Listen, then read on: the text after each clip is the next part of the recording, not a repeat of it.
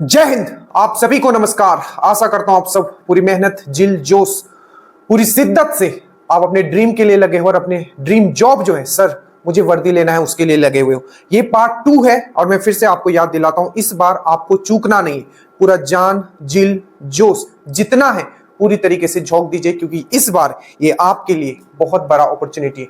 कुछ चीज मैं आपको पहले ही बता देता हूं, ठीक है। आज हम लोग जो है डीप डाउन एनालिसिस करेंगे, ठीक है, कि क्या क्या क्वेश्चन साइंस के आए हुए थे। कल पार्ट 1 हमने करवा दिया था, ये पार्ट 2 है। और मैं फिर से आपको रिकमेंड करता हूं, एक भी वीडियो आप मिस मत करें। और इस चैनल पे नए हैं तो आप सब्सक्राइब करके रखें। अगर आपको बिहार पुलिस, बिहार दरोगा श्योर शॉट अगर आपको निकालना है तो सबसे पहले 2 मिनट में आपसे ले रहा हूं कि आपको करना क्या। अब जो आपका रूटीन होना चाहिए, आपका क्या होना चाहिए, स्पेशली बिहार पुलिस वाले के लिए मैं बता रहा हूं। सबसे पहले आप टारगेट कर लो कि आपको फिजिकल भी, इन दी सेंस हर दिन आपको कम से कम 45 से 1 घंटा आपको फिजिकल में देना है। मतलब क्या, आपको ग्राउंड पे जाना है, ठीक है। वहां आपको सबसे पहले मदर ऑफ ऑल एथलेटिक्स मैंने खुद किया था, चाहे वो आपका रनिंग हो, चाहे आपका वो हाई जंप हो, लॉन्ग जंप आपका है नहीं, ठीक है, हाई जंप हो, ठीक है, चाहे आपका गोला फोक हो। तो किस तरीके से हमने हाई जंप इंप्रूव किया, किस तरीके से हमने आपका लॉन्ग जंप, ये आपका तो लॉन्ग जंप नहीं है, आपका रनिंग इंप्रूव किया, हर एक चीज मैं आपके साथ शेयर करने वाला हूं घर पे रह के, ठीक है। तो हर एक चीज मैं बताऊंगा, बट अभी से बस इतना करना है। देखिए, पॉसिबल हो तो आप शाम को आप ग्राउंड जाओ, ठीक है। दिन भर आप पढ़ो, ठीक है, क्योंकि जब रिजल्ट लोगे तभी तो आप फिजिकल पे पहुंचोगे। तो दिन भर आप पढ़ो और शाम को आपका मस्ट है कि आप जाइए कम से कम 1 किलोमीटर 2 किलोमीटर आप स्टार्ट कर दो अभी से रनिंग। कुछ नहीं होगा, उतना में कुछ नहीं होता है। अगर आपने ये नहीं किया तब आगे आपके लिए बहुत डिफिकल्ट होने वाला है। मैं फिर से बता दे रहा हूं, चाहे आप दरोगा दे रहे हो, चाहे आप क्या दे रहे हो, आप बिहार पुलिस दे रहे हो, ठीक है। एक और चीज देखिए, मैं कंफर्म आपको बता दे रहा हूं एक और चीज कि 75 क्वेश्चंस, ठीक है, 75 क्वेश्चंस आपके डायरेक्टली वीडियो प्लस पीडीएफ से रहेंगे। और जो 10 क्वेश्चंस जो रहते हैं, ठीक है, 10 क्वेश्चंस में मैथ्स एंड रीजनिंग का आता है। मैथ्स एंड रीजनिंग के एक क्वेश्चन आपके बाहर नहीं जाएंगे, जो मैं आपको बता दूंगा, ठीक है। तो अभी बस इतना फोकस रखो, ठीक है, कि जो मैं पीवाईक्यू अभी वीडियो डाल रहा हूं उस पर आप फोकस रखो, ठीक है। इसके साथ यूट्यूब पे देखोगे पूरा का पूरा ज्योग्राफी आपको करवाया गया है दरोगा के लिए, तो उसको आपको देख लेना है, ठीक है। और दूसरा, ज्योग्राफी में भी बिहार स्पेशल जितने भी इंपॉर्टेंट हो सकते हैं, बिहार का ज्योग्राफी हो गया, बिहार का सेंसस हो गया, सब चीज हमने करवा दिया। तो ज्योग्राफी का अलग कर दिया। कुछ क्वेश्चन जो आपको इकोनॉमिक्स के रहेंगे, मान लीजिए 5 ईयर प्लान से आता है, तो उसको आपको देख लेना है। तो एक अभी हम लोग साइंस का एनालिसिस करें, उसके बाद में जीएस का एनालिसिस कर दूंगा। उसके बाद पूरी तरीके से एग्जैक्टली आपको पढ़ना क्या है। साइंस में आपके आंखों के सामने रहेगा, जीएस में क्या पढ़ना है आपके आंखों के सामने रहेगा, और फिजिकल आप साथ में लेके चलेगा। और मैथ्स में 10 में 10 में गारंटी देता हूं, जो हम आपको बता देंगे वो करके जाइएगा, आ जाएगा। अर्थमेटिक में क्या पढ़ना, और एडवांस में भी अगर 1-2 क्वेश्चन आता है तो कंफर्म है कि कहां से आने वाला है, वो भी मैं आपको बता दूंगा।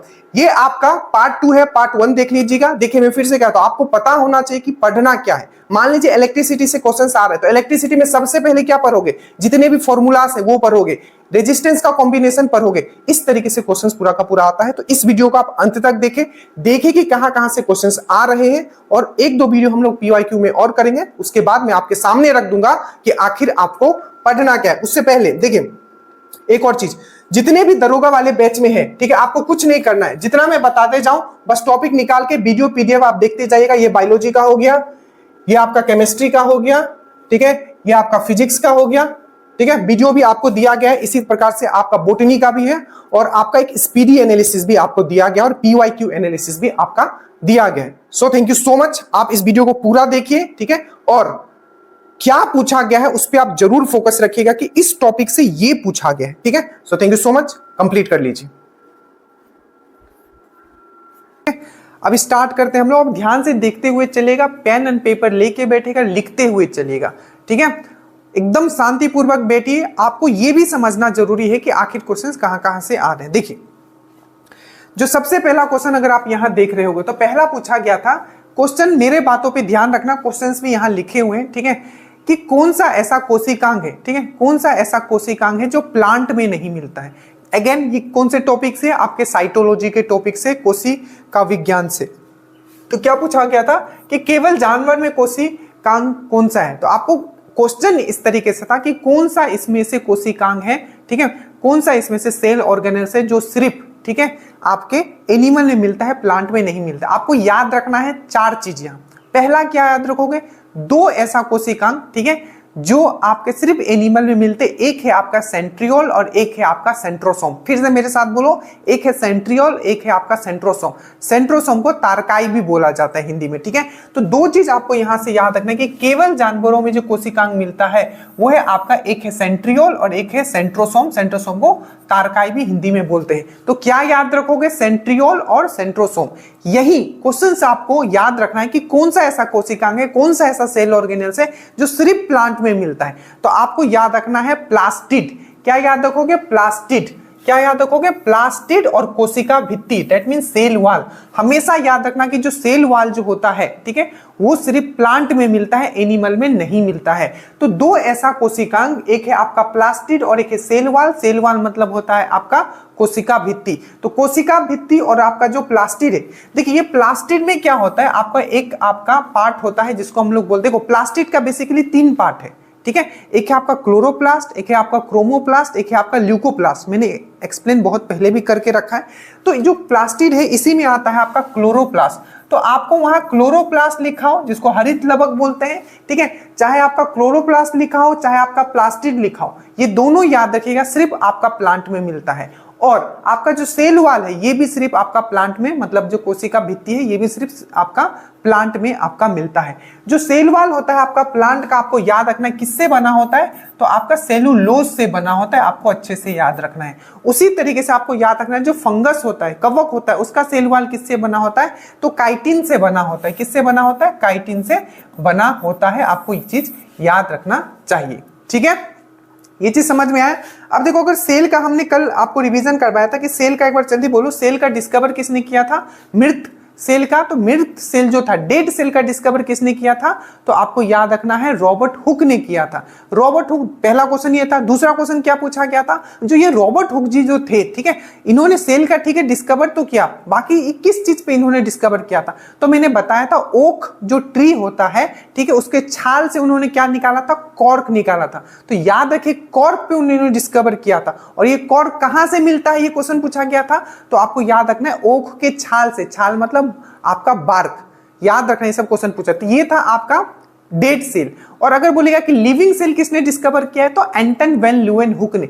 लिविंग सेल किसने डिस्कवर किया था, तो एंटन वैन ल्यूवेनहुक ने किया था। और स्पाइरोगायरा के फॉर्म में किया गया था, ठीक है। और स्पाइरोगायरा आपको पता होगा, जिसको हम लोग पॉन्ड सिल्क भी बोलते हैं, ठीक है। ये एक एल्गी है स्पाइरोगायरा, ठीक है। क्या है ये एक एल्गी है जिसको हम लोग पॉन्ड सिल्क भी बोलते हैं, ठीक है। तो ये सब चीज आपको याद रखना है। सेल थ्योरी किसने दिया था, तो आपको याद रखना है सिल्डन एंड स्वान ने दिया था। किसने दिया था सेल एंड थ्योरी, देखो क्वेश्चंस के फॉर्म में मैं बात करूंगा, जो जो ये टॉपिक से आया हुआ है, बाकी पीडीएफ आपको पढ़ लेना है। तो ये सेल से था। तो सेल थ्योरी किसने दिया है, सिल्डन एंड स्वान ने दिया है, सिल्डन एंड स्वान ने दिया है। और कौन सा ऐसा जीव है जो सेल थ्योरी को फॉलो नहीं करता है, तो वायरस जो है वो नहीं करता है। तो पहला जो आपका टॉपिक था ये अगेन सेल थ्योरी से पूछा गया है, मतलब साइटोलॉजी से पूछा गया है, ठीक है।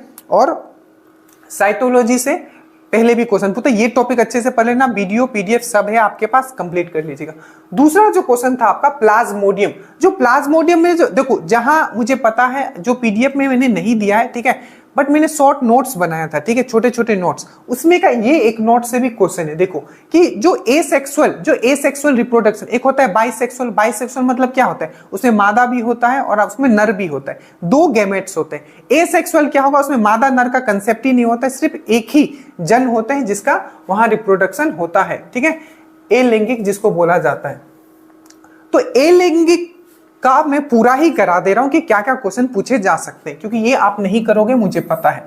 पूछा गया था कि जो प्लाज्मोडियम है, अब याद करो प्लाज्मोडियम जब मैं बोलता हूं तो प्लाज्मोडियम क्या है, प्लाज्मोडियम एक प्रोटोजोआ है। याद रखिएगा जो मलेरिया जो होता है वो एक प्रोटोजोआ डिजीज है। क्या है मलेरिया, मलेरिया एक प्रोटोजोआ डिजीज है, याद रखिएगा। और कौन सा प्रोटोजोआ से होता है मलेरिया, तो आपको मैंने अच्छे से समझाया। ये भी आपका सेल वाला में ही दिया हुआ है, ये वाला सेल वाला में जाके देखना, ठीक है, टॉपिक आप जाके देखना, ये सेल वाला में दिया हुआ है प्लाज्मोडियम के बारे में, ठीक है।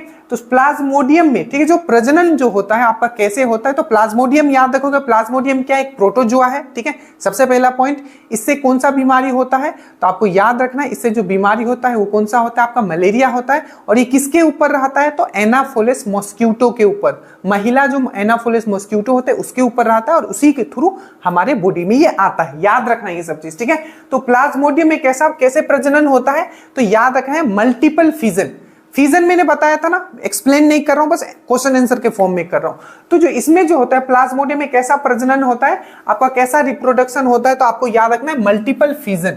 इसको क्या बोलते हैं, मल्टीपल फिजन। याद रखना मल्टीपल फिजन। फिजन में क्या होता है, न्यूक्लियस टूट जाता है, ठीक है, न्यूक्लियस टूट के दो में बन जाता है।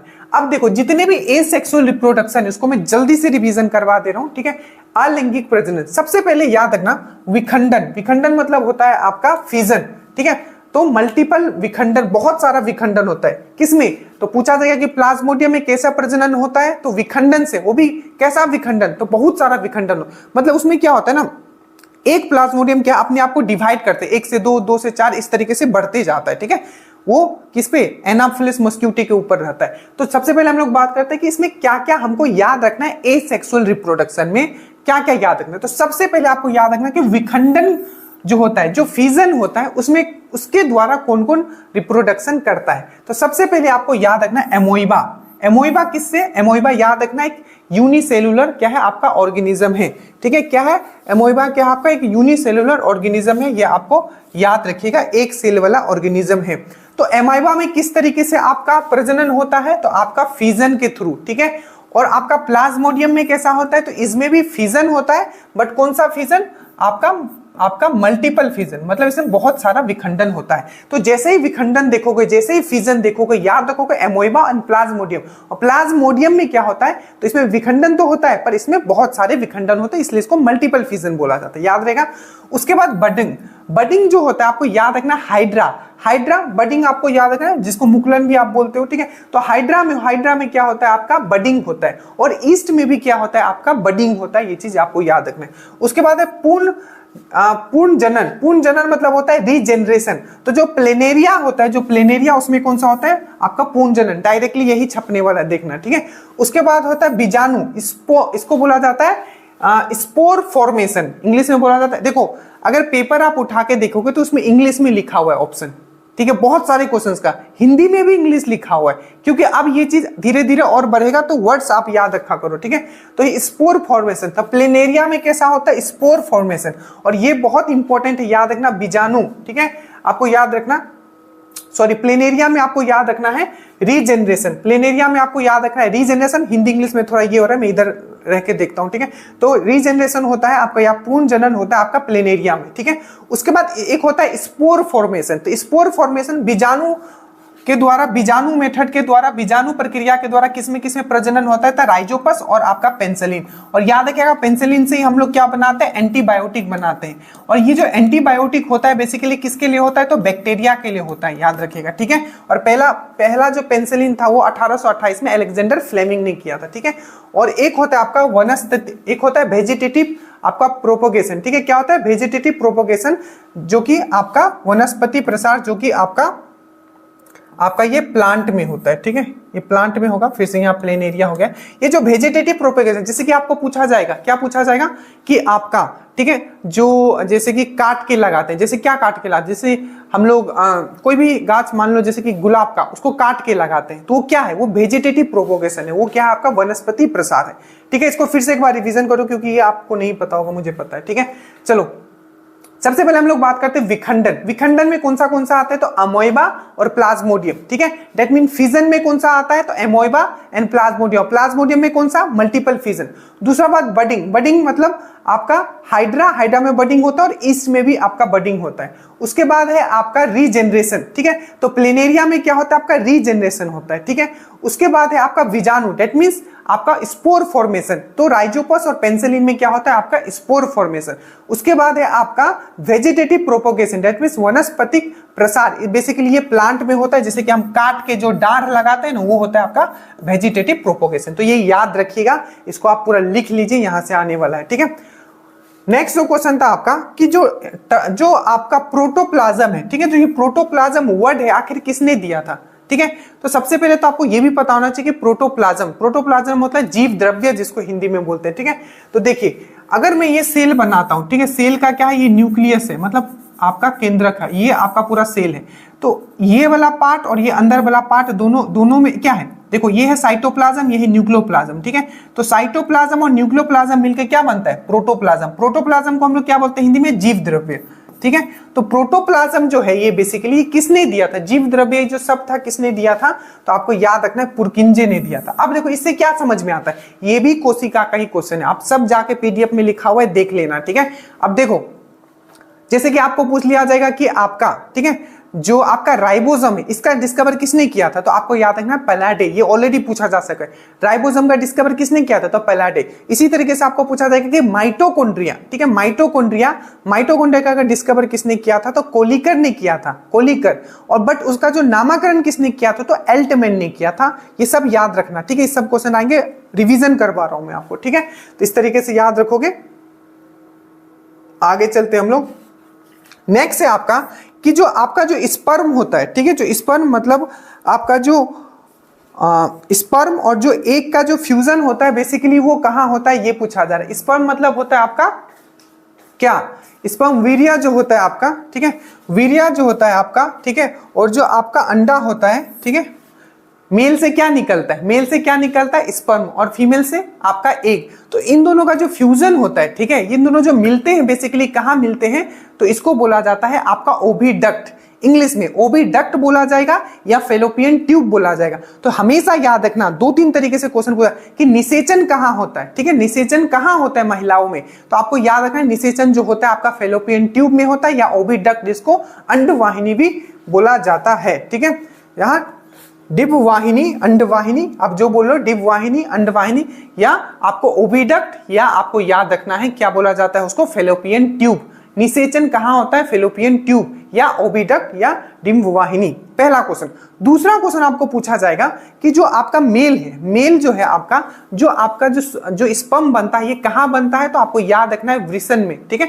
दैट्स मीन टेस्टिस जो है आपका, टेस्टिस जो है, वृषण जो है आपका, टेस्टिस जो है आपका क्या बनाती है, आपका क्या स्पर्म बनाती है, ये चीज आपको अच्छे से याद रखना है, ठीक है, पूरा का पूरा पढ़ाया हुआ है। नेक्स्ट आपको याद रखना है कि फीमेल सेक्स हार्मोन कौन सा है, तो याद रखिएगा एस्ट्रोजन, ठीक है, एंड प्रोजेस्टेरोन। तो एस्ट्रोजन एंड प्रोजेस्टेरोन जो है आपका ये फीमेल सेक्स हार्मोन है। और अगर पूछेगा कि मेल सेक्स हार्मोन कौन सा है, तो आपको याद रखना है टेस्टोस्टेरोन, ठीक है। तो मेल सेक्स हार्मोन है टेस्टोस्टेरोन, फीमेल सेक्स हार्मोन है एस्ट्रोजन एंड प्रोजेस्टेरोन। एक और हार्मोन आपको फीमेल से याद रखना है, ऑक्सीटोसिन।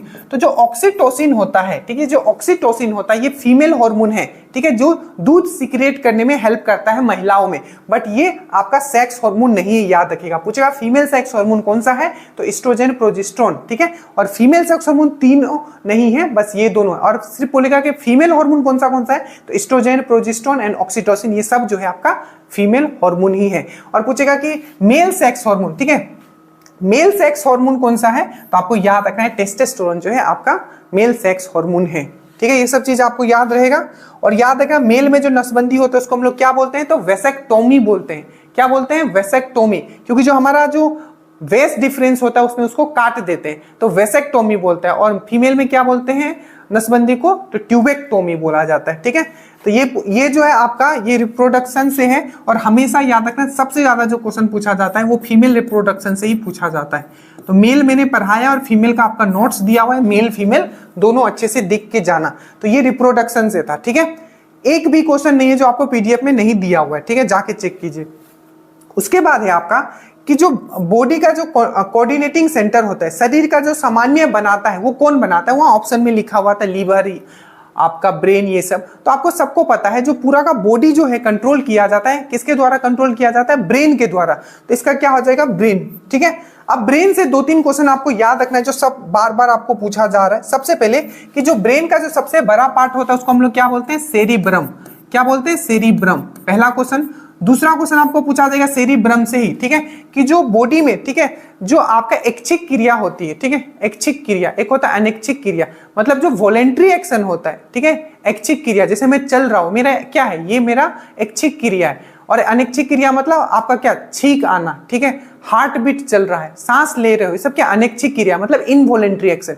तो जो ऐच्छिक क्रिया होता है, जो वॉलेंट्री एक्शन होता है, वो कौन कंट्रोल करता है, तो सेरिब्रम करता है आपका वॉलेंट्री एक्शन कंट्रोल, ठीक है। और जो आपको याद रखना है, सेरिब्रम में एक पार्ट होता है, ठीक है, जो आपका फोर ब्रेन देखो ये जो सेरिब्रम है ना, पहला क्वेश्चन क्या याद रखोगे कि जो ब्रेन का जो पार्ट है, ठीक है, सबसे बड़ा वाला जो पार्ट है कौन सा है, आपका सेरिब्रम है। दूसरा आपको पूछा जाएगा कि वॉलेंट्री एक्शन, ऐच्छिक क्रिया कौन कंट्रोल करता है, तो सेरिब्रम, आपको याद रखना है।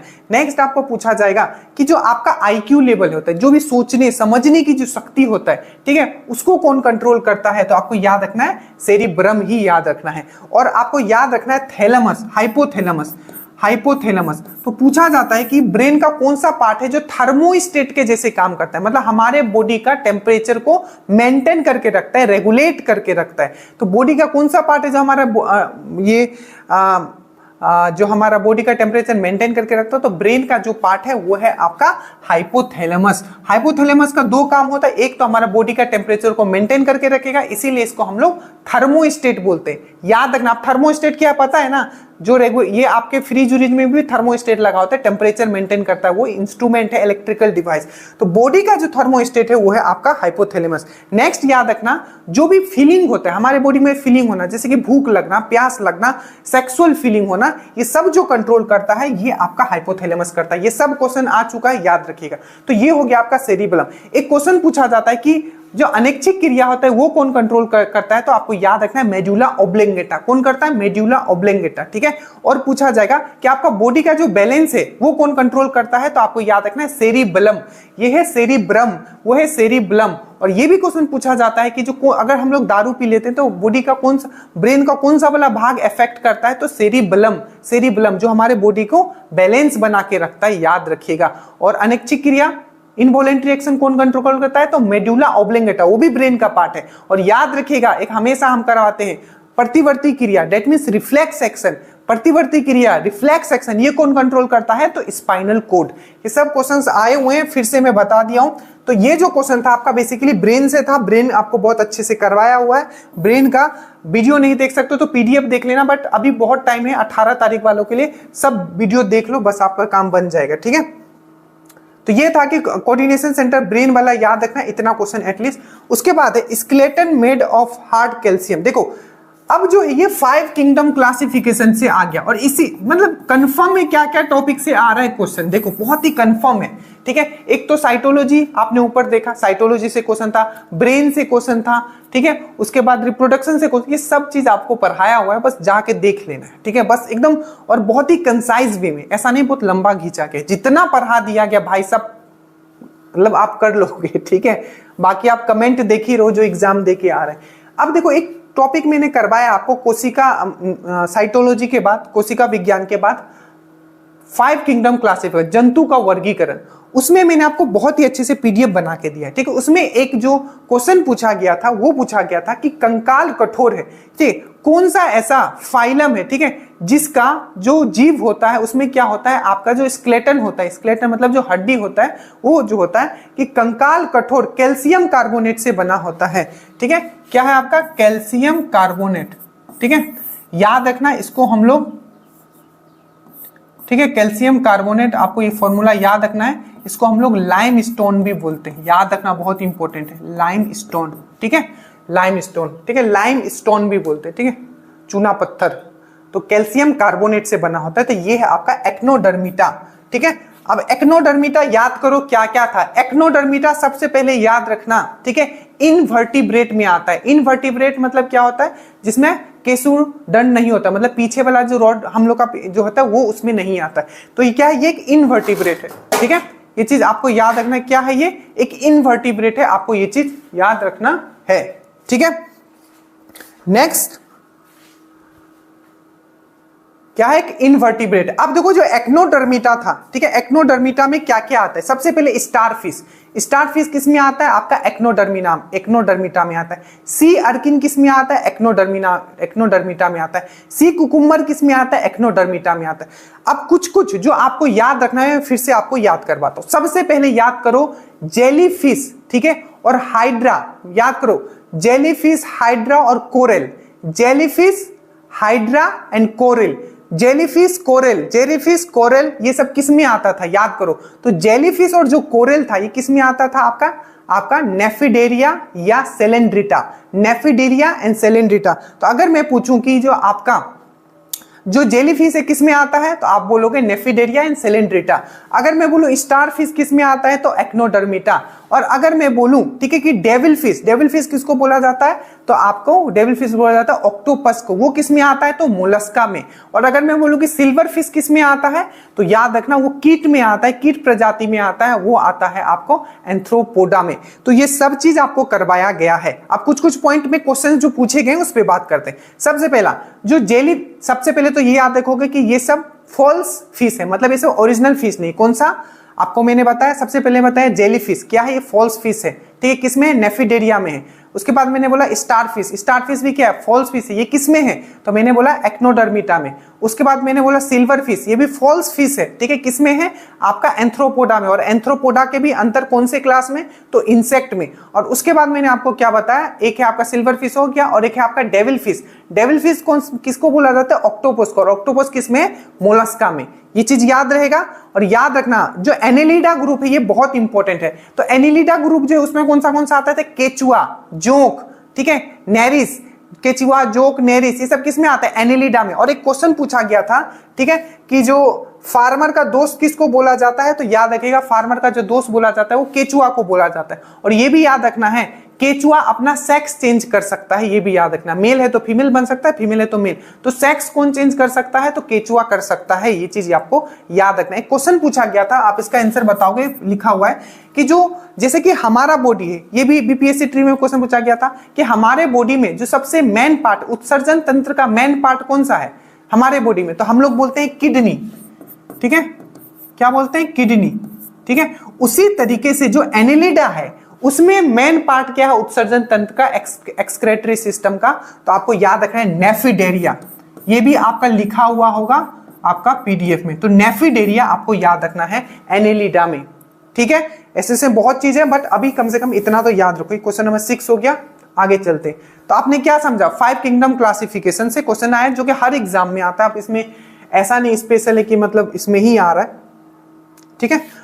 उसके बाद एक क्वेश्चन नंबर आप 7 पे हम लोग देखते हैं, ठीक है। क्वेश्चन नंबर 7 पे आ जाइए, ठीक है। क्वेश्चन नंबर 7 है कि डाइवर्जिंग मिरर, ठीक है, अब सारी दर्पण। अब इसका देखो, अभी इससे एक और क्वेश्चन आया था, इससे पहले वाले जो मैंने पेपर ये किया था। देखिए पूछा गया कि कौन सा ऐसा दर्पण है जो कन्वर्जिंग है, मतलब आपका क्या अवसारी दर्पण है, ठीक है। तो इसका आंसर क्या होगा, आपका उत्तल दर्पण होगा। इसका मैं जल्दी से 2 चीज आपको समझा देता हूं। देखो ये है आपका कॉनकेव मिरर, ठीक है, मतलब अवतल दर्पण, ठीक है। उस दिन मैंने आपको क्या करवाया था, चलिए ऐसे थोड़ा लेट हो जाएगा, ठीक है, मैं आपको ना बोलते हुए चलता हूं, बस आप समझ लेना, ठीक है। देखिए सबसे पहला पूछा है कि अवसारी दर्पण, ठीक है, कि डाइवर्जिंग मिरर कौन सा है। डाइवर्जिंग मिरर मतलब क्या होता है, डाइवर्जिंग मतलब, ठीक है, ये है डाइवर्जिंग ना, तो ये तो अवतल थोड़ी ना होगा, ये उत्तल होगा, यहां गलती लिखा गया है, ये कॉन्वेक्स मिरर होगा,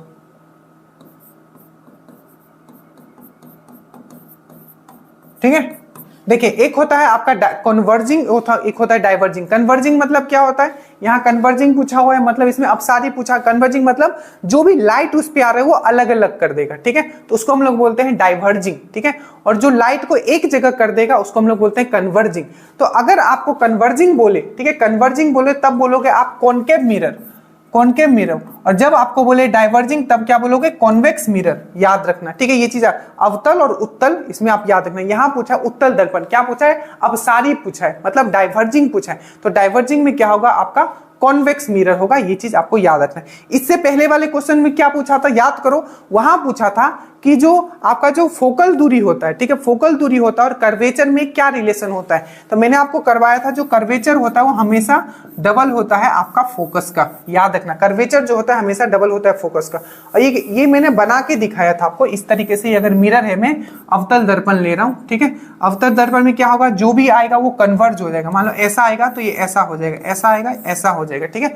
तो इसमें क्या होता है कि अगर मैं यहाँ फोकस लेता हूँ, यहाँ कर्वेचर लेता हूँ, ठीक है, तो ये कर्वेचर का जो डिस्टेंस होगा वो डबल होगा आपका फोकस का, ठीक है। और मैंने कुछ कुछ और भी आपको करवाया था, जल्दी से प्लीज जाके देख लेना कि कहाँ आपका वस्तु रखोगे तो उसका जो साइज होगा उसी के साइज होगा, तो कर्वेचर पे कहाँ रखोगे आपका वस्तु को, ऑब्जेक्ट को, ताकि जो उसका प्रतिबिंब इमेज बनेगा फोकस पे बनेगा, तो कहाँ रखोगे, इन्फिनिटी पे। इससे पहले वाला वीडियो आप जरूर जाके देख लीजिए। चलिए यहाँ आते हैं कि यहाँ पूछा है कि कन्वर्जिंग मिरर कौन सा होता है, तो आपको याद रखना है कन्वर्जिंग मिरर जो होता है आपका कॉन्वेक्स मिरर।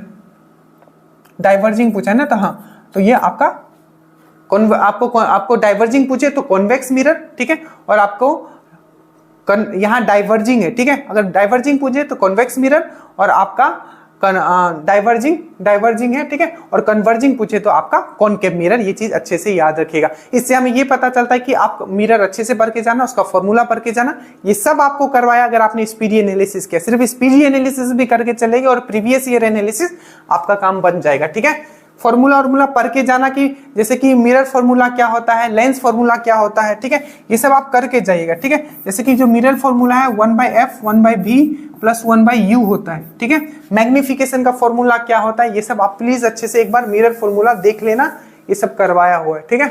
उसके बाद एक क्वेश्चन था कि अगर मास को हम लोग क्या कर देते हैं, ठीक है, द्रव्यमान को 4 गुना कर देते हैं, ठीक है, वेग को अगर हम लोग आधा कर देते हैं, ठीक है, और तो फिर जो उसका जो ये पूछा था मोमेंटम, ठीक है, मोमेंटम कितना होगा, तो गति यहाँ लिखा गया, मोमेंटम होगा एक्चुअली, ठीक है, मोमेंटम है मतलब आवेग कितना होगा, ठीक है, एक होता है संवेग, एक होता है आवेग। आवेग मतलब मोमेंटम कितना होगा, तो मोमेंटम इक्वल टू होता है मास इंटू वेलोसिटी, ठीक है। मोमेंटम इक्वल टू क्या होता है, मास इंटू वेलोसिटी होता है ना, इसको मैं थोड़ा बड़ा लिख देता हूँ। मोमेंटम इक्वल टू होता है मास इंटू वेलोसिटी। क्या बोला है कि मोमेंटम, उसने क्या बोला है कि मास को, द्रव्यमान को क्या कर दिया, 4 गुना कर दिया, तो 4 इंटू एम लिख देंगे।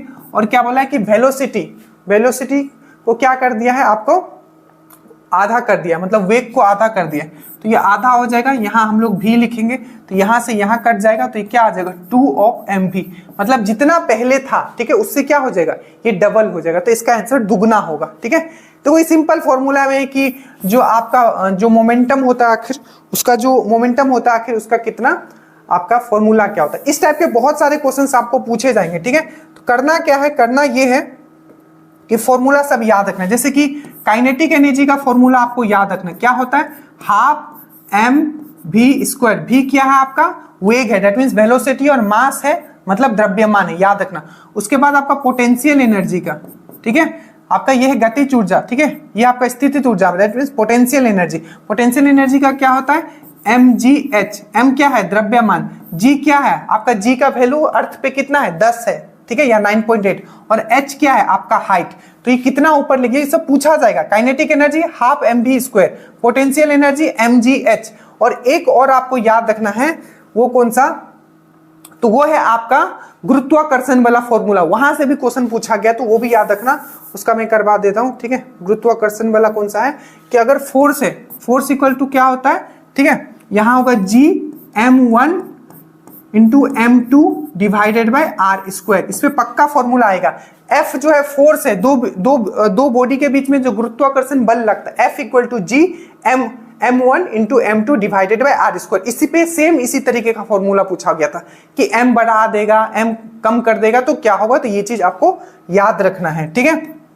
m1 इंटू m2 डिवाइडेड, यहां से याद रखिएगा कि g का बहुत बार पूछ लेता है कि g का वैल्यू कितना होता है, यूनिट भी पूछ लेता है और इसका वैल्यू भी। तो वैल्यू कितना होता है, याद रखिएगा 6.67 into 10 to power -11, 6.67 into 10 to power -11। और यूनिट पूछेगा कि g का यूनिट क्या होता है, तो न्यूटन मीटर स्क्वायर पर केजी स्क्वायर। याद रखना, ये पूछा गया है सब। g का वैल्यू कितना होगा, तो 6.67 10 टू पावर -11। यूनिट क्या होता है, तो न्यूटन मीटर स्क्वायर पर केजी स्क्वायर, आपको याद रखना है, ठीक है। तो ये वाला एक आपको पूछा जाएगा, तो आप लोग ये सब कर लीजिएगा, ठीक है। उसके बाद हम लोग समझते हैं, क्वेश्चन पूछा गया था कि अगर हमको शॉर्ट सर्किट अवॉइड करना है या ओवरलोडिंग, हमारे घर में जो शॉर्ट सर्किट हो जाता है या ओवरलोडिंग, एक्चुअली थोड़ा सा अगर आपको कंसेप्ट पता है तो शॉर्ट सर्किट तभी होगा जब ओवरलोडिंग होगा। ऐसे और भी डिफरेंट कंडीशन में हो सकता है, पर ओवरलोड, मान लीजिए कि आपका 0.5 mm का क्या है, वायर है, कॉमन सेंस, ठीक है। 0.5 mm, थोड़ा चीज समझा रहा हूं जहां समझने की जरूरत। 0.5 mm का पतला वाला वायर है, अगर आपने उससे एसी को कनेक्ट कर दिया, अब एसी क्या करेगा, बहुत करंट टानेगा, तो सिंपल सी बात है वो सह नहीं पाएगा, पतला वायर क्या हो जाएगा, वो गर्म हो जाएगा और उसमें क्या हो, जल जाएगा, वो क्या है, शॉर्ट सर्किट है, ठीक है। तो ओवरलोडिंग वही चीज होता है, इनडायरेक्टली वो शॉर्ट सर्किट। तो शॉर्ट सर्किट और ओवरलोडिंग से बचाने के लिए क्या हमें लगाना चाहिए घर में, फ्यूज लगाना चाहिए। क्या, फ्यूज, क्या, फ्यूज। अब एक चीज आपको समझना है, जो फ्यूज, सबसे पहले आपने क्या किया, क्वेश्चन पूछा गया था कि आपका शॉर्ट सर्किट, ठीक है, या ओवरलोडिंग से बचने के लिए क्या लगाता है, तो फ्यूज। फ्यूज और अर्थिंग में डिफरेंस भी समझ के जाओगे, ठीक है। सबसे पहले हम लोग फ्यूज का बात करते हैं कि फ्यूज से क्या क्या क्वेश्चन पूछा गया। फ्यूज से सबसे पहले याद रखोगे, फ्यूज जो है ये किस सिद्धांत पे काम करता है, ठीक है, तो हीटिंग इफेक्ट ऑफ इलेक्ट्रिक, ठीक है, heating effect of electricity, heating effect of electricity, electricity के आपके हीटिंग इफेक्ट पे काम करता है, क्योंकि जब करंट बहुत ज्यादा आता है तो फ्यूज क्या होता है, जल जाता है और अंदर क्या हो जाता है, आपके घर में लाइट नहीं जाता है। हमेशा याद रखना किस पे काम करता है, तो heating effect of electric current, ठीक है, विद्युत जो आपका होता है उसके हीटिंग इफेक्ट पे ये काम करता है, ठीक है, हीटिंग इफेक्ट पे काम करता है विद्युत के, दैट मींस इलेक्ट्रिक, जो heating effect of electric current. दूसरा आपको याद रखना है, जो ये फ्यूज है हमेशा आपका सीरीज में लगाया जाता है, मतलब श्रेणी क्रम में लगाया जाता है, तो हमेशा याद रखिएगा फ्यूज जो है हमेशा सीरीज क्रम में लगाया जाता है, श्रेणी क्रम में लगाया जाता है। नेक्स्ट आपको याद रखना है, जो फ्यूज जो है, फ्यूज किससे बना होता है, तो फ्यूज जो बना होता है आपको याद रखना है, फ्यूज बना होता है आपका लीड एंड टीन से। किससे बना होता है, लीड एंड टीन, लीड मतलब शीशा, ठीक है, लीड एंड टीन से, याद रखना लीड एंड टीन से बना होता है आपका फ्यूज, याद रखिएगा। और ये भी याद रखिएगा, ठीक है, कि फ्यूज के जगह पे अब क्या यूज होता है, तो हम लोग के घर में फ्यूज यूज नहीं होता है, अब हम लोग मेनली यूज करते हैं बाहर के, घर के बाहर एमसीबी। एमसीबी का फुल फॉर्म क्या है, तो miniature circuit breaker, miniature circuit breaker.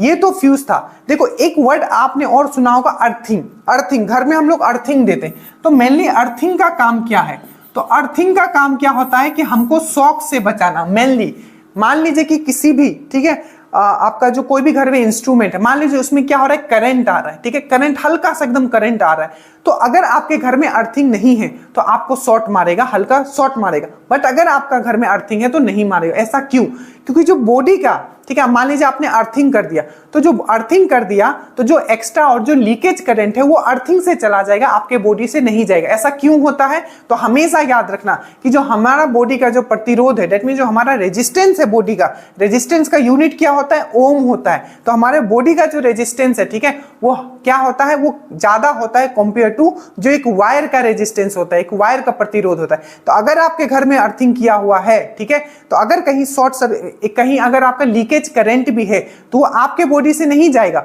वो अर्थिंग से जाएगा, क्योंकि उसको वहां रेजिस्टेंस कम मिल रहा है। तो याद रखिएगा जो अर्थिंग होता है ये शॉक प्रूफ करने, मतलब हमको शॉक से बचाने के लिए बहुत ही इंपॉर्टेंट होता है। और ये एक्स्ट्रा वोल्टेज को, मान लो बहुत वोल्टेज भी आ जाता है तो सिंपल सी बात है वो अर्थिंग के थ्रू नीचे चला जाएगा, ठीक है। और एक होता है लाइटिंग एरिस्टर, ये भी याद रखना, लाइटिंग एरिस्टर जो छत के ऊपर लगाया जाता है, वो भी अर्थिंग ही है, बट वो छत के ऊपर लगाया जाता है, क्योंकि अगर वो नहीं लगाया जाएगा और मान लीजिए कोई इलाका है, जैसे बहुत सारे भारत में इलाका है जहां थंडरिंग होते रहता है, तो थंडरिंग होगा, ठीक है, तो क्या होगा, सबसे ऊंचा पे लगाया जाता है तो थंडरिंग उस पे होगा और फिर से वो ग्राउंड हो जाएगा। तो लाइटिंग एरिस्टर, अर्थिंग और फ्यूज, इसको आपको, मुझे पता है ये सब कंसेप्ट क्लियर नहीं था इसलिए मैंने आपको करवा दिया, ठीक है, समझ में आया। तो ये अर्थिंग का हो गया, ये सब चीज हो गया, क्वेश्चन नंबर 9। उसके बाद एक क्वेश्चन पूछा गया था, ये से आप केमिस्ट्री में बोल लो या आप ज्योग्राफी में, मेनली केमिस्ट्री में, ठीक है, कि थोरियम के लिए जो थोरियम पूछा गया था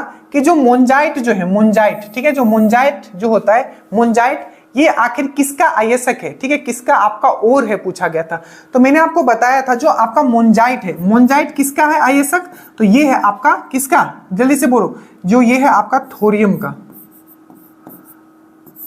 किसका है आपका, थोरियम का, मोन्जाइट, ठीक है, मोन्जाइट जो क्या है आपका किसका है, थोरियम का है। इसी तरीके से आपको याद रखना है यूरेनियम, यूरेनियम का क्या होता है, पिच ब्लेंड, ठीक है। एक चीज और याद रखना, कुछ कुछ क्वेश्चन, जैसे कि अगर आपको मैं यही बोलूं कि जो यूरेनियम है, ठीक है, यूरेनियम का एटॉमिक नंबर कितना है, तो आपको याद रखना है यूरेनियम का जो एटॉमिक नंबर है वो है आपका कितना 92 है, थोरियम का कितना है आपका 90 है, ठीक है। ये सब चीज याद रखना। तो जो आपको याद रखना है मोन्जाइट, मोन्जाइट किसका आयस्क है, तो आपको याद रखना है ये है आपका थोरियम का।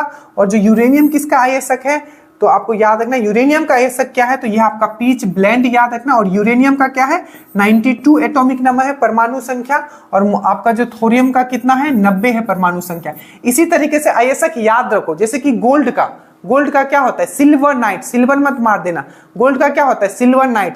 उसके बाद अगर मैं बोलूं आपका जिंक का क्या होता है, तो कैलामाइन, जिंक का क्या होता है कैलामाइन। वही अगर मैं पूछूं पारा का, मरकरी का क्या होता है तो सीनाबार। तो याद रखना, एक बार ये पढ़ लेना, इसे आपको लिस्ट भी दिया गया था एग्जाम से पहले, ठीक है। चलिए तो ये आप एक बार कर लीजिएगा। और जो इंपॉर्टेंट है मैंने आपको करवा दिया। गोल्ड का आपको याद रखना सिल्वर नाइट, ठीक है। और सिल्वर का याद रखना अर्जेंटाइट, यूरेनियम का याद रखना आपका पीच ब्लेंड, थोरियम का याद रखना आपका मोन्जाइट, जिंक का याद रखना आपका कैलामाइन। और इतना एटलीस्ट अभी याद रखो, बाकी इसका परमाणु संख्या भी आपको याद रखना है, ठीक है। उसके ये हो गया। एक था आपका क्वेश्चन आया था कि जो कौन सा हमारा बॉडी का पार्ट है, ठीक है, जो डिटॉक्सिफाई, आपने डिटॉक्स आजकल बड़ा वर्ड सुना होगा कि बॉडी को डिटॉक्स करना है, डिटॉक्स करना है, मतलब जो भी जहरीला चीज हमारे बॉडी से निकालना है। तो आखिर ये कैसे होगा, तो वो होगा जो लीवर जो होता है ये आपका डिटॉक्स का काम करता है। एक चीज मैंने क्वेश्चन से आपको समझाया था कि बहुत ही अच्छे लेवल का क्वेश्चन मैंने बताया था कि हमारे बॉडी में, ठीक है, बैक्टीरिया क्या करती है। तो बैक्टीरिया क्या करती है हमारे बॉडी में, ठीक है, जो आपका प्रोटीन का जो आपका विखंडन होता है, ठीक है, तो उससे बनता है एमोनिया। तो हाँ, एमोनिया क्या है बहुत ही हानिकारक होता है। तो एमोनिया को यूरिया में कौन चेंज करता है, तो याद रखिएगा एमोनिया को यूरिया में कौन चेंज करता है, एमोनिया को यूरिया में कौन चेंज करता है, तो लीवर। और लीवर ही है जो हमारे बॉडी में जो भी आपका क्या है जहर भरा हुआ है, जो जहरीला चीज है उसको वो क्या करता है, वो आपको क्या करता है, वो कन्वर्ट कर देता है। जितने भी एमोनिया रिलेटेड चीज होंगे ना, वो बहुत ही हानिकारक है हमारे। तो ये जो लीवर क्या करता है, ये क्या करता है आपका उसको यूरिया में चेंज कर देता है। और बाद में वो जो यूरिया जो है हमारा जो यूरिन के थ्रू क्या हो जाता है, वो निकल जाता है। तो याद रखिएगा एमोनिया को यूरिया में कौन चेंज करता है, तो आपको अच्छे से याद रखना ये करता है आपका कौन, आपका लीवर। पहला पॉइंट, हमारा बॉडी का जो सबसे बड़ा ग्लैंड है, ठीक है, वो कौन सा है, तो लीवर है। याद रखिएगा जो हमारा बॉडी में जो ग्लाइकोजन जो स्टोर होता है, ठीक है, ग्लाइकोजन जो स्टोर होता है वो कहाँ होता है, तो लीवर में होता है। ये चीज आपको अच्छे से याद रखना है। लीवर में एक बीमारी हो जाता है, आप ज्यादा वाइन पियोगे तो सिरोसिस। तो सिरोसिस बीमारी कहाँ होता है, तो लीवर का फेल्यूर से सिरोसिस बीमारी होता है। ये सब चीज याद रखिएगा, थोड़ा थोड़ा बताते हुए चलने। एक है आपका एक ये ऐसे मिलाने वाला आया हुआ था कि जो द्रव्य संयोजी उत्तक किसको बोलते हैं, तो रक्त को बोलते हैं, ठीक है। उपकाल उत्तक दैट मीन जो इपिथेलियल टिश्यू जो होता है वो कहाँ मिलता है, तो इपिथेलियल टिश्यू जो होता है वो स्किन में मिलता है।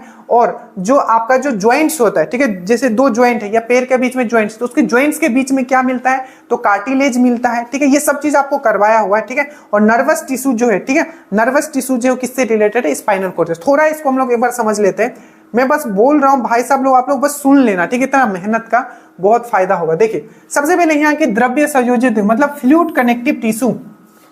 तो जो फ्लूइड कनेक्टिव टिश्यू जो होता है उसको हम लोग को किसको बोलते हैं, ब्लड को, ठीक है। ब्लड का पीएच कितना होता है 7.4। जितना आंसू का होता है उतना ही ब्लड का होता है, खून के आंसू रोना, ठीक है। ब्लड याद रखिएगा, बेसिक चीज मैंने इसको आपको बहुत पहले बताया, तो ब्लड में अभी नहीं जाएंगे, ठीक है, बहुत बार बता चुके।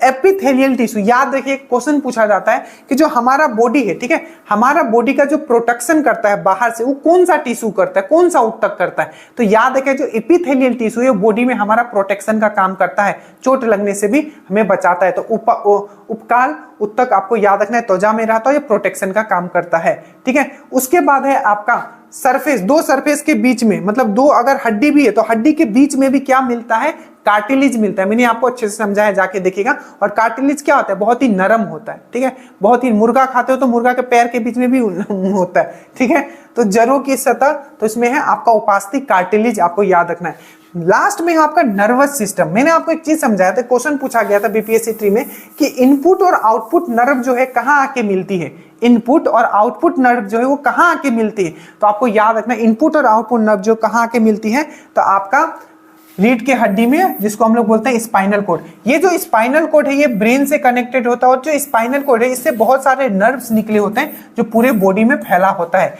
इसीलिए हमारा ब्रेन जो है पूरा बॉडी को कंट्रोल कर पाता है। क्यों? क्योंकि ब्रेन से कनेक्टेड होता है आपका स्पाइनल कॉर्ड, और स्पाइनल कॉर्ड से पूरा नर्व्स निकला होता है। तो यही है कि आपका जो नर्वस टिश्यू है, ठीक है, वो किससे होता है? तो स्पाइनल कॉर्ड से रिलेटेड होता है। ये मैच ऑफ द फ्लोइंग था, मतलब मिलाने वाला क्वेश्चन था, ठीक है। उसके बाद हम लोग आते हैं यहां,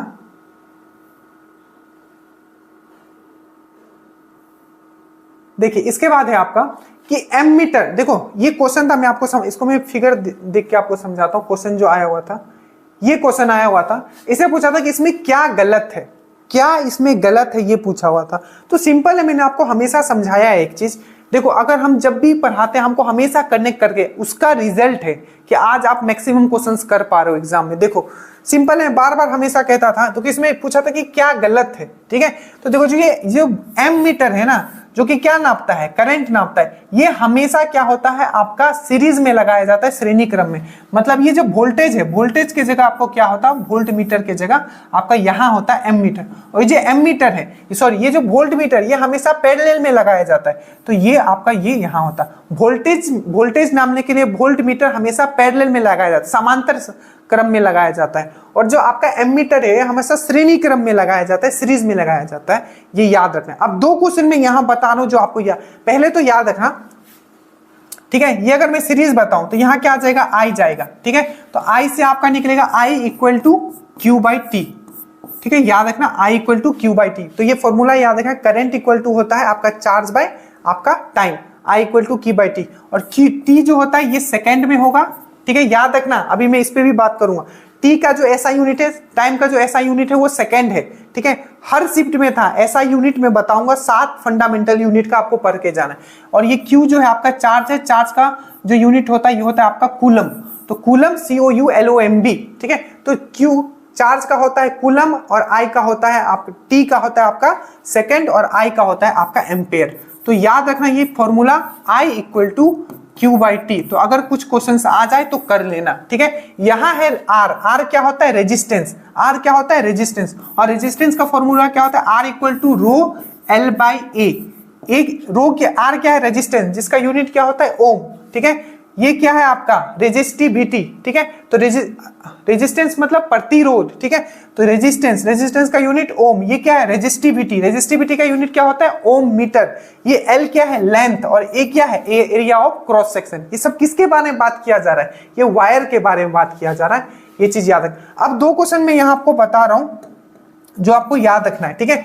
मान लीजिए आपके पास एक गैल्वेनोमीटर है, क्वेश्चन ये पूछा गया है, ठीक है, कि गैल्वेनोमीटर को हम लोग एमीटर में कैसे चेंज कर सकते हैं। तो हमेशा याद रखना, अगर गैल्वेनोमीटर को एमीटर बनाना है तो इसमें एक क्या लगा देंगे? एक रेजिस्टेंस लगा देंगे कम पावर का, लो रेजिस्टेंस लगा देंगे हम लोग। कैसे? लो रेजिस्टेंस लगा देंगे पैरेलल में। लो रेजिस्टेंस लगा देंगे पैरेलल में किसके साथ? गैल्वेनोमीटर के साथ। तो ये क्या बन जाएगा आपका? ये एमीटर बन जाएगा।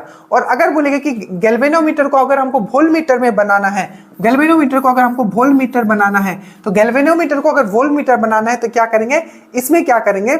एक रेजिस्टेंस लगा देंगे सीरीज में, ठीक है, श्रेणी क्रम में, हाई पावर वाला यहां लगाएंगे। मैं फिर से बता रहा हूं, अगर हमें गैल्वेनोमीटर को, ठीक है, अगर हमें क्या करना है? एमीटर में चेंज करना है, तो क्या करेंगे? इसमें एक रेजिस्टेंस लगाएंगे पैरेलल में, ठीक है, मतलब समांतर में, लो रेजिस्टेंस। और अगर गैल्वेनोमीटर को हमें किस में बदलना है? वोल्टमीटर में, तो एक रेजिस्टेंस लगाएंगे हाई पावर का सीरीज में, श्रेणी क्रम में।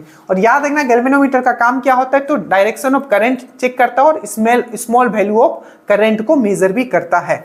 ये चीज आपको याद रखना है, ठीक है। चलिए ये हो गया। यहां आते हैं, एमीटर वाला ये वाला हो गया आपका, ये वाला हो गया, ठीक है। उसके बाद एक क्वेश्चन है, अब इसको भी थोड़ा हमें डिटेल में पढ़ना पड़ेगा, ठीक है। ये चीज आप नोट कर लेना, ठीक है, कि जो अंडे का जो जर्दी होता है, मतलब अंडे का जो पीला वाला भाग होता है, वो कोलाइड, आपने सॉल्यूशन पढ़ा होगा, बहुत तरीके का सॉल्यूशन होता है, ठीक है।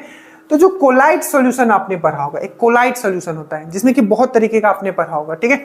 अब जो ये कोलाइड सॉल्यूशन होता है, तो ये अंडे का जो जर्दी है, जो अंडे का जो योग है, योग जो पीला वाला होता है, ठीक है, ठीक है, ये आखिर किस प्रकार का कोलाइड है, आखिर ये किस प्रकार की, केमिस्ट्री का बहुत ही इंपॉर्टेंट टॉपिक है, इसको मैंने यहां लिख दिया है, आपको बस इतना करके अभी कम से कम जाना है। देखो, तो अंडे का जो जर्दी होता है ये कोलाइड है, ठीक है, तो पूछा कि अंडे का जो योग होता है किस तरीके का आपका कोलाइड है, तो आपको याद रखना है इमल्सन का। क्या है आपका, जो आपका एक योग जो होता है किस टाइप का कोलाइड है, तो इमल्सन।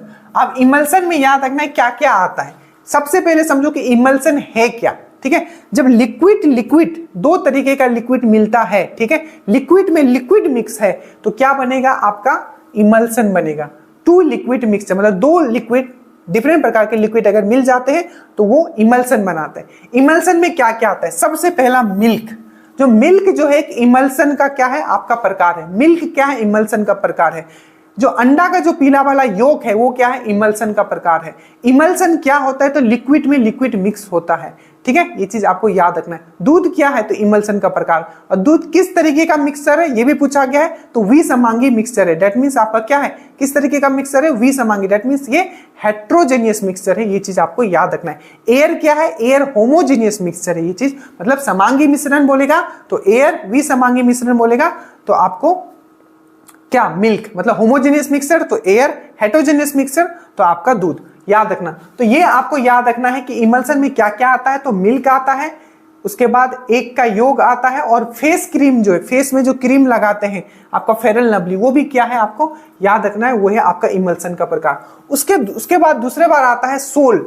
सोल में क्या होता है, तो सोल एक ऐसा कोलाइड सॉल्यूशन है, ठीक है, ऐसा एक कोलाइड सॉल्यूशन है, ठीक है, जिसमें क्या होता है, जो सॉलिड पार्टिकल होता है, ठीक है, जो सॉलिड पार्टिकल होता है वो लिक्विड है। मतलब जब सॉलिड पार्टिकल, ठीक है, लिक्विड में मिल जाएगा, सॉलिड पार्टिकल जब लिक्विड में मिल जाएगा तब वो सोल बनाता है, ठीक है।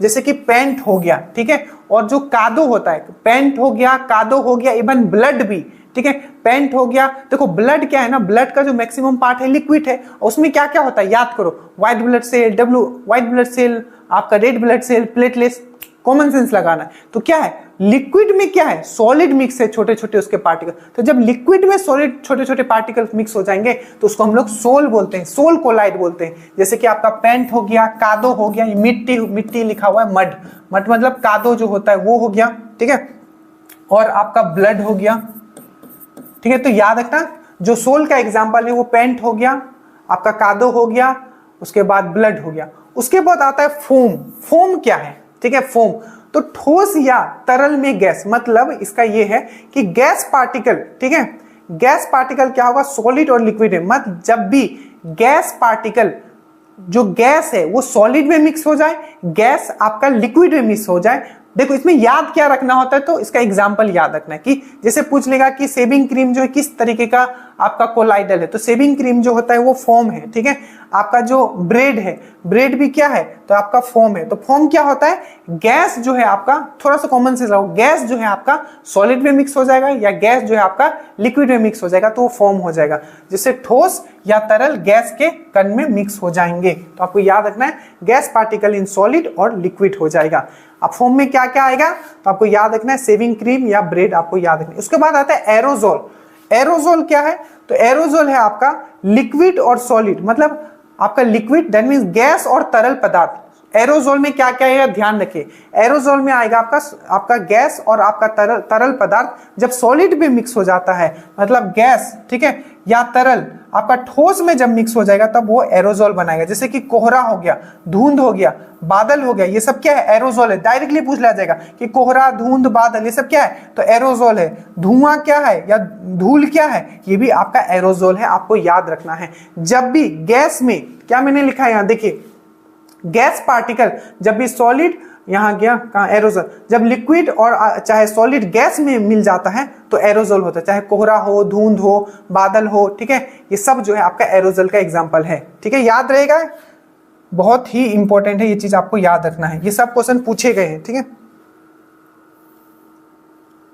उसके बाद हम लोग आते हैं आपका एक जेल, याद रखिएगा। तो जेल क्या होता है, लिक्विड जो है सॉलिड में मिल जाता है, ठीक है, लिक्विड जो है ठोस जब आपका पानी में मिल जाता है तो जेल बनाता है। जैसे कि जेली हो गया, मक्खन हो गया, तो ये क्या है, जेल का प्रकार। इसमें जो सबसे मोस्ट इंपॉर्टेंट है जो आपको याद रखना है, एक है आपका एरोजोल, ठीक है, जो सबसे ज्यादा इंपॉर्टेंट है, और एक है आपका इमल्सन। तो एरोजोल में मैंने आपको क्या क्या बताया, एरोजोल में मैंने बताया कि जब भी, ठीक है, जब भी आपका जो गैस पार्टिकल जो है सॉलिड और लिक्विड में हो जाए, देखिए यहां मैंने लिखा भी होगा, कहां गया, यहां देखिए एरोजोल, जब भी लिक्विड और सॉलिड जब गैस में आ जाए, लिक्विड और सॉलिड जब गैस में मिल जाए तो एरोजोल बनाता है। तो एरोजोल का एग्जांपल कोहरा, धुंध, बादल, धुआं, धूल, ये सब जो है आपका एरोजोल का एग्जांपल है। और इमल्सन का मैंने क्या बोला था, लिक्विड में लिक्विड, वहां क्या याद रखोगे, मिल्क याद रखोगे, यॉक याद रखोगे और आपका ब्लड भी याद रखोगे। नेक्स्ट है आपका क्वेश्चन नंबर 15, ठीक है, कि जो, हाँ ये क्वेश्चन एक थोड़ा यूनिक था जो नोट्स में नहीं है, ठीक है, बट इसको आप याद कर लीजिए, ठीक है।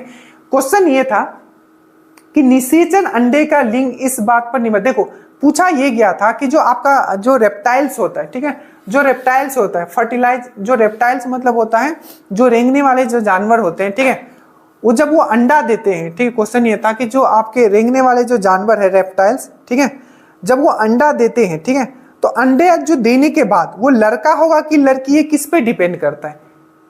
तो याद रखना कि जो रेप्टाइल्स में होता है वो इस पे भी डिपेंड करता है कि जो अंडा देने के बाद वो किस टेम्परेचर पे है, वो टेम्परेचर भी के ऊपर डिपेंड करता है कि वो जो अंडा से जो निकलेगा वो लड़का होगा कि लड़की। तो वही पूछा था कि निषेचित अंडे का लिंग इस बात पर निर्भर करता है कि उसे किस तापमान पे रखा गया है। तो ये रेप्टाइल्स में होता है, याद रखिएगा, जितना भी रेप्टाइल्स है जो रेंगने वाले जानवर है उसमें ये चीज होता है। मैंने इसको नोट्स में इंक्लूड कर दिया है अच्छे से पूरा लिख के। मैंने सिर्फ यहाँ ये बताया है कि जो निषेचन होने के बाद, ठीक है, निषेचित अंडे, जो निषेचन होने के बाद जो अंडा है जो भी रेप्टाइल्स में, ठीक है, रेप्टाइल्स में रेंगने वाले जो जानवर होते हैं, तो उस अंडे का लिंग क्या होगा वो इस पर भी डिपेंड करता है कि उसका टेम्परेचर क्या, किस टेम्परेचर में हो। मतलब ये बहुत इंपॉर्टेंट बात है कि वो आखिर किस एनवायरनमेंट में रहता है। तो इसको मैंने एक लाइन में वहां लिख दिया है, अच्छे से याद रखिएगा, ठीक है। उसके बाद है आपका कि ऐसा यूनिट पूछा गया था कि धारा का ऐसा यूनिट क्या होता है, द्रव्यमान का क्या होता है। तो देखो जो हमारा 7 फंडामेंटल यूनिट है वो आपको पढ़ लेना है, इसी से आ रहा है और इसी से चांसेस ही आएगा। सबसे पहले जो लंबाई होता है, ठीक है, लंबाई, ये ऐसा यूनिट से याद रखना। कितना टोटल फंडामेंटल कितना यूनिट है हमारा, तो टोटल जो फंडामेंटल यूनिट है वो 7 है। कितना है, 7 है।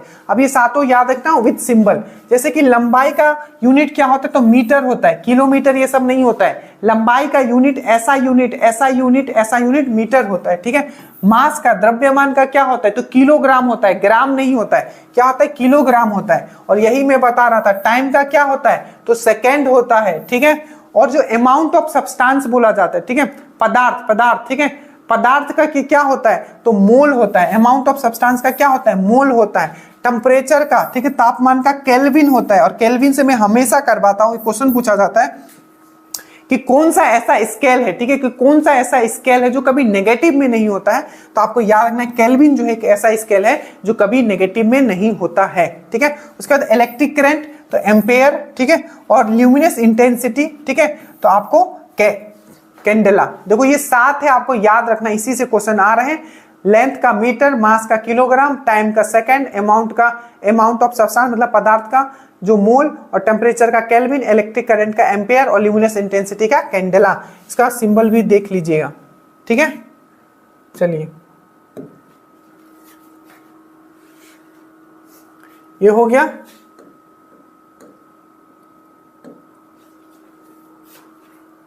पूरा मैंने बता दिया, ठीक है। उसके बाद है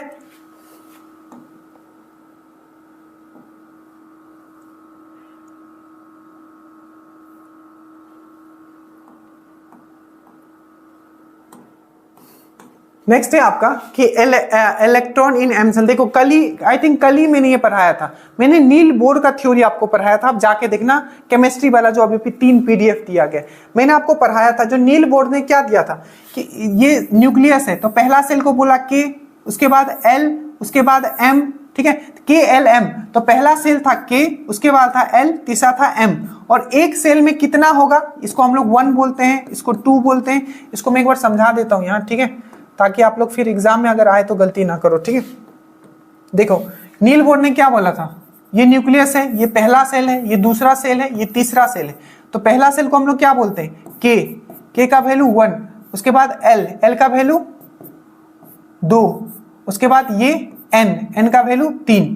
तो पूछा है कि जो m जो होता है KLM, ठीक है, KL और M, K का वैल्यू 1, L का वैल्यू 2 और M का वैल्यू 3, तो KLM, ठीक है।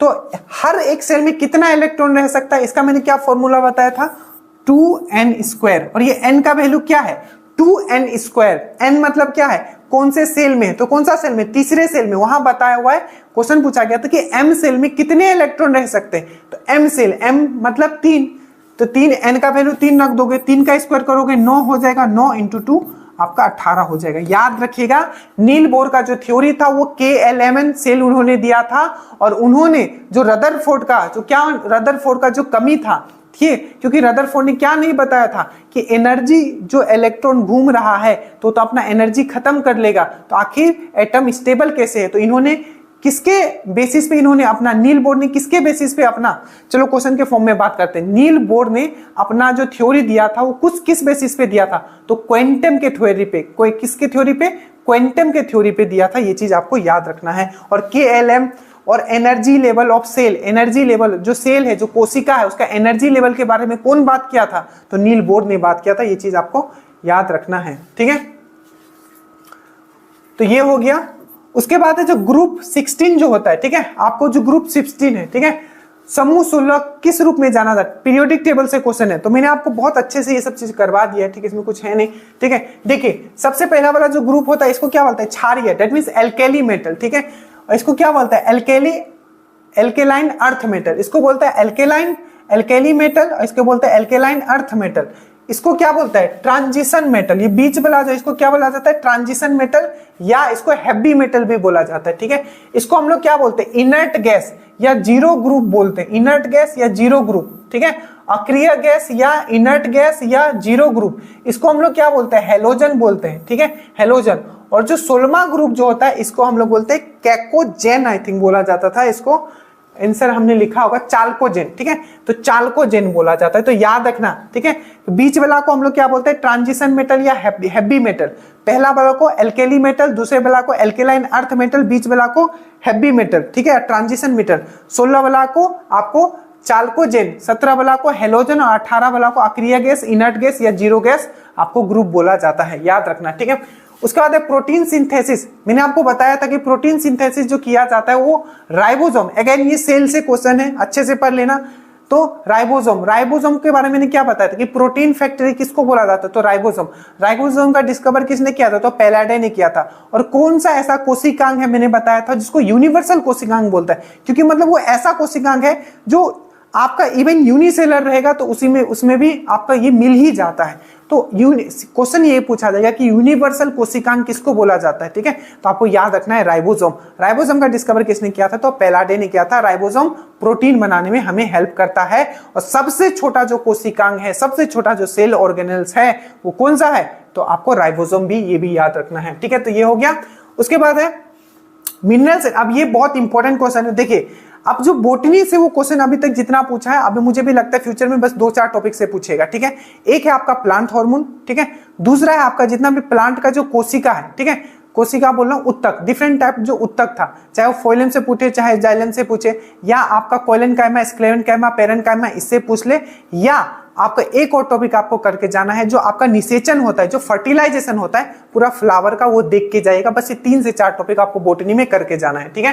तो यहां पूछा गया था कि जो आपका जो खनिज होता है और जो आपका पानी होता है, ठीक है, खनिज जो होता है और जो पानी होता है पूरे प्लांट में कौन आपका सर्कुलेट करता है, तो इसका आंसर होगा कौन होगा, जाइलम होगा। कौन होगा, जाइलम होगा। जाइलम क्या करता है, आपका पूरा का पूरा पानी और जो खनिज है पूरे क्या करता है, पूरे प्लांट में आपका ये घुमाता है, ठीक है, मतलब ट्रांसपोर्ट करता है। पहला क्वेश्चन जाइलम में पूछा जाएगा कि जाइलम का भाग बताओ, ये दरोगा में भी पूछा गया था।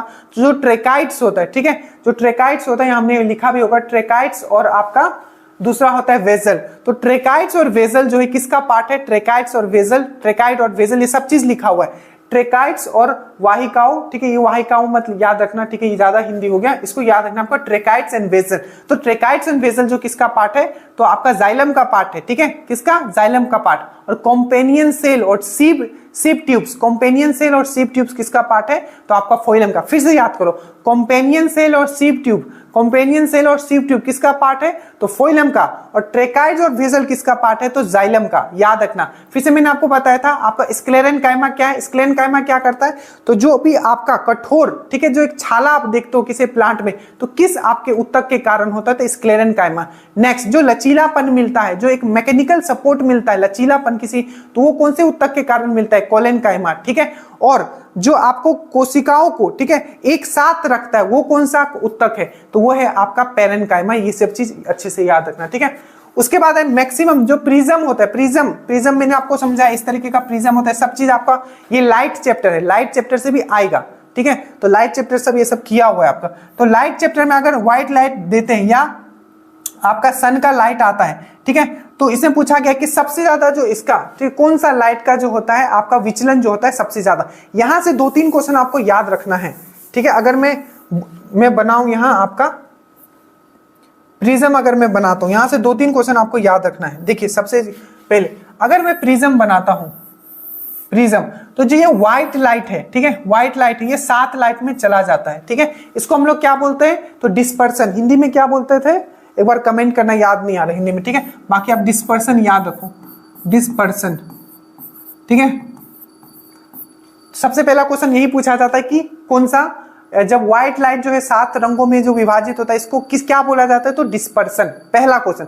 दूसरा क्वेश्चन, ये जो 7 में जो डिवाइड होता है, ये क्या होता है? VIBGYOR, VIBGYOR।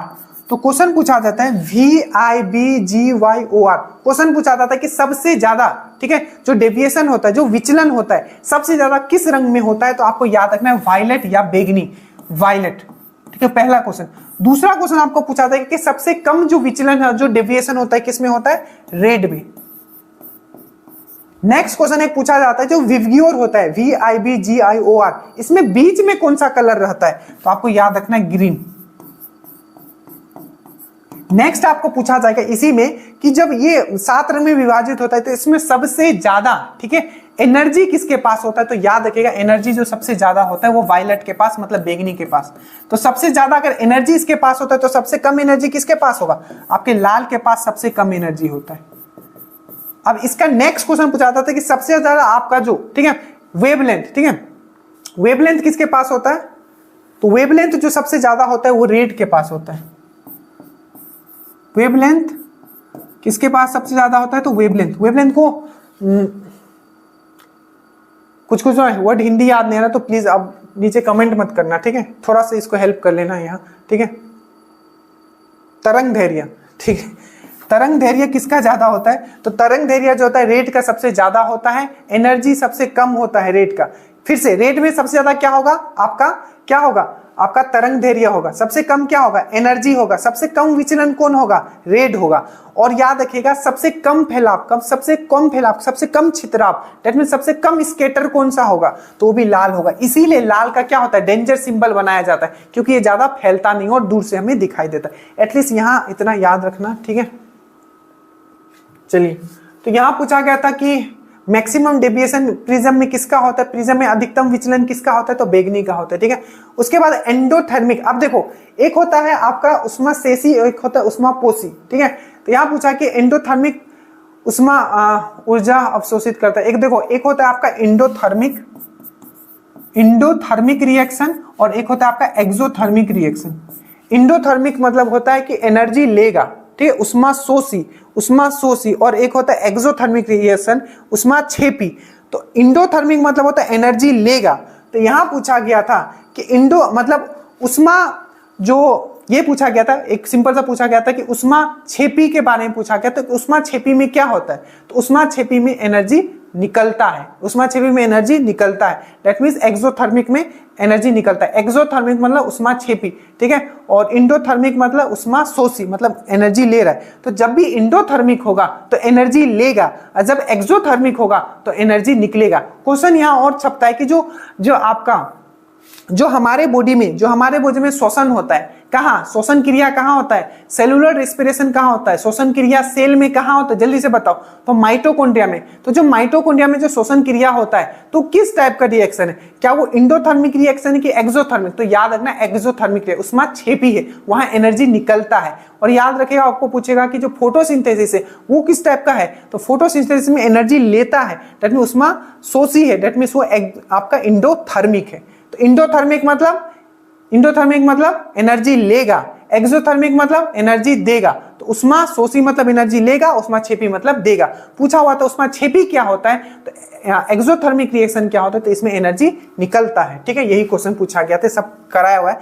एक होता है आपका सैचुरेटेड हाइड्रोकार्बन, एक होता है संतृप्त हाइड्रोकार्बन, एक होता है असंतृप्त हाइड्रोकार्बन। सैचुरेटेड हाइड्रोकार्बन क्या होता है, जिसमें सिंगल बॉन्ड होता है, और अनसैचुरेटेड हाइड्रोकार्बन क्या होता है, इसमें सिंगल छोड़ के डबल और ट्रिपल बॉन्ड होते हैं। तो वहां पूछा हुआ था इथीन, इथाइन, इस तरीके से लिखा हुआ था। तो मैं फिर से कहता हूं, सैचुरेटेड संतृप्त मतलब जिसमें सिंगल बॉन्ड होगा। ऑप्शन में था आपका इथेन। अब जल्दी से इसको मैं एक बार बता देता हूं, ठीक है, देखो।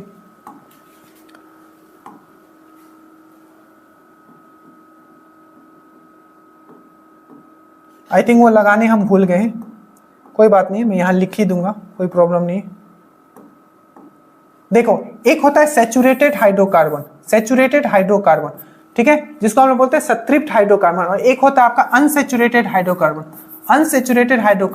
जिसको हम लोग बोलते हैं, आप क्या बोलते हैं, असंतृप्त। तो सैचुरेटेड हाइड्रोकार्बन का जो फॉर्मूला होता है CnH2n+2, क्या होता है, CnH2n+2, याद रखना। और असंतृप्त का होगा, अगर वो डबल बॉन्ड होगा तो होगा उसमें CnH2n, ठीक है। और अगर ये आपका ट्रिपल बॉन्ड का फॉर्मूला होगा तो ये होगा आपका CnH2n-2।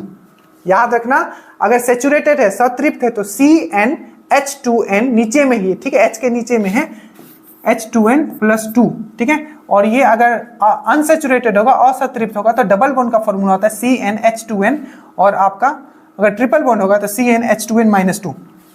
इसको हम लोग बोलते हैं एल्केन, ANE, एल्केन। इसको हम लोग बोलते हैं एल्कीन, क्या बोलते हैं, एल्कीन। और इसको क्या हम लोग बोलते हैं, एल्काइन, क्या बोलते हैं, एल्काइन। तो वहां दिया हुआ था कि इसमें से कौन सा है जो सैचुरेटेड है, तो वहां दिया हुआ था इथेन, उसके बाद इथाइन, उसके बाद इथीन, ठीक है। तो सिंपल पकड़ लोगे, इथेन, ANE आएगा, इथेन। इसमें क्या होगा, सिंगल बॉन्ड, आपका सिंगल। तो इथेन का अगर मैं फॉर्मूला लिखने बोलूं तो कैसे लिखोगे, क्योंकि फॉर्मूला से भी आ रहा है, ये पूरा हाइड्रोकार्बन करके जाना है। अगर मैं बोलूं इथेन का फॉर्मूला क्या होगा, ये सब आपको केमिस्ट्री में करवाया हुआ है। तो इथेन ऐप पे वीडियो पड़ा होगा। इथेन तो क्या होता है, पहला होता है methane, ethane, propane, butane, pentane, hexane, heptane, इस तरीके से। तो क्या है, मीथेन, इथेन, मतलब कार्बन 2 है, तो कार्बन इसमें 2 रखो, तो C2, यहां 2 रखो, N के जगह 2 रखो फिर से, तो क्या हो जाएगा, 2 2 4 5 1 6। तो ये हो जाएगा आपका किसका, इथेन का हो जाएगा। इथेन मतलब कार्बन 2, मीथेन, इथेन। तो N के जगह 2 रखा मैंने, यहाँ 2 रख दिया, N के जगह यहाँ मैंने 2 रखा, 2 2 जा 4 + 2 यहाँ 6 हो गया, ठीक है, याद रखिए।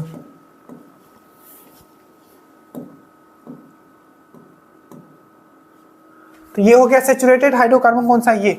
अब एक क्वेश्चन पूछा जाता है, 2 क्वेश्चन है, ठीक है, कि जो हमारा मुख का कितना पीएच होगा, जिसके बाद क्या हो जाता है कि हमारा उससे अगर नीचे पीएच होगा, ठीक है, तो हमारा दांत में क्या सड़न स्टार्ट हो जाएगा, तो 5.5, याद रखना। सेम क्वेश्चन सेम आपको पूछा जाएगा कि जो पीएच जो होता है, ठीक है, जो एसिड रेन का जो पीएच होता है, एसिड रेन क्यों होता है, तो याद रखना SO2 के कारण एंड NO2 के कारण, ठीक है। सल्फर डाइऑक्साइड और नाइट्रोजन डाइऑक्साइड जब एयर में आ जाता है तब क्या होता है, आपका एसिड रेन होता है। और एसिड रेन का पीएच कितना होता है, तो 5.5 से अगर कम होगा, अगर 5.5 से अगर कम जो एसिड रेन हो रहा है, मतलब रेन हो रहा है, और उसका जो पीएच है 5.5 से कम है, तो उसको एसिड रेन कंसीडर करते हैं। उसी तरीके से अगर मुख का पीएच 5.5 से कम हो गया तो दांत में सड़न स्टार्ट हो जाएगा, ठीक है।